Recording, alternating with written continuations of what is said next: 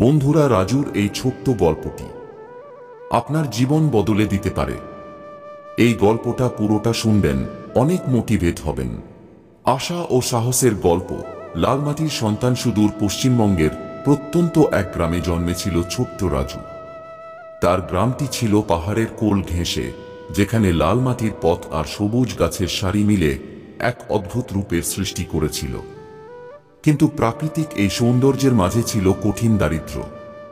গ্রামের বেশিরভাগ মানুষই দিনমজুরি করত এবং পড়াশোনা ছিল বিলাসিতা। রাজুর পরিবারও এর ব্যতিক্রম ছিল না। বাবা ছিলেন কৃষক, যিনি খরার জন্য ফসল তুলতে পারতেন না প্রায়শই।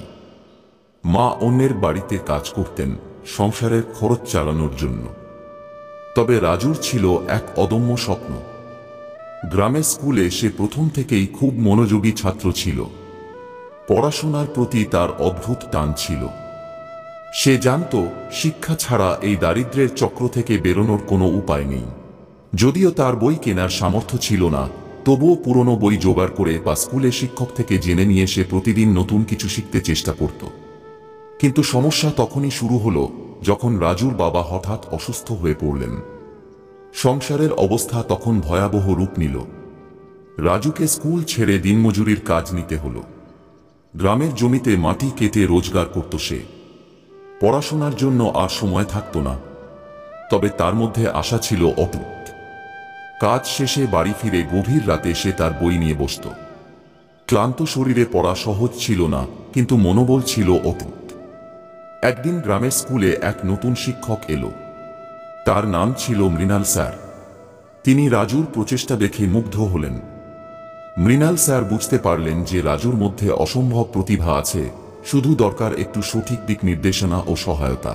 স্যার তাকে পড়াশোনায় সাহায্য করতে লাগলেন এবং গ্রামের বাকি শিক্ষার্থীদেরও উৎসাহিত করতে শুরু করলেন। রাজুর মধ্যে ধীরে ধীরে নতুন আশার আলো ফুটে উঠল। সে আবার নিয়মিত পড়াশোনা শুরু করল। একদিন সে সাহস করে জেলা স্তরের একটি প্রতিযোগিতায় অংশগ্রহণ করল।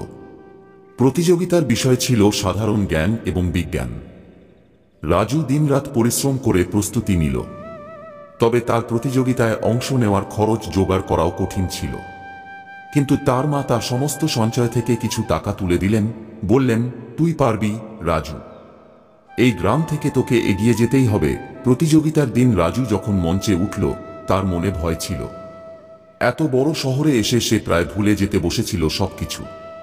কিন্তু সে মায়ের কথা মনে করে সাহস ফিরে পেল। প্রতিযোগিতায় সে সবার চেয়ে ভালো পারফর্ম করল।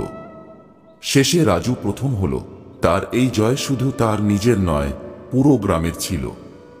রাজুর এই অর্জন তাকে নতুন সুযোগের দরজা খুলে দিল।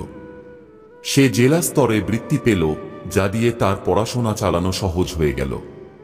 সেই ছোট্ট গ্রামের ছেলে রাজু ধীরে ধীরে বড় শহরের কলেজে ভর্তি হল।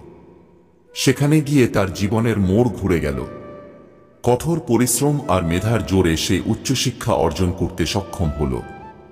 অনেক বছর পর রাজু আজ সফল এক ইঞ্জিনিয়ার। সে তার গ্রামের উন্নয়নের জন্য কাজ করে যাচ্ছে। তার লক্ষ্য শুধু নিজের উন্নতি নয়, গ্রামের প্রতিটি শিশুর জন্য শিক্ষা নিশ্চিত করা। তার বিশ্বাস, যদি সে পারেন, তাহলে অন্যরাও পারবে। আজ তার গ্রামের মানুষজন তাকে নিয়ে গর্ব করে। রাজু প্রমাণ করেছে যে চেষ্টা, মনোবল এবং একটু সহায়তা থাকলে পৃথিবীর কোনো প্রতিকূলতাই জয় করা সম্ভব। রাজুর জীবন কেবল এক গল্প নয়, বরং একটি শিক্ষার প্রতীক।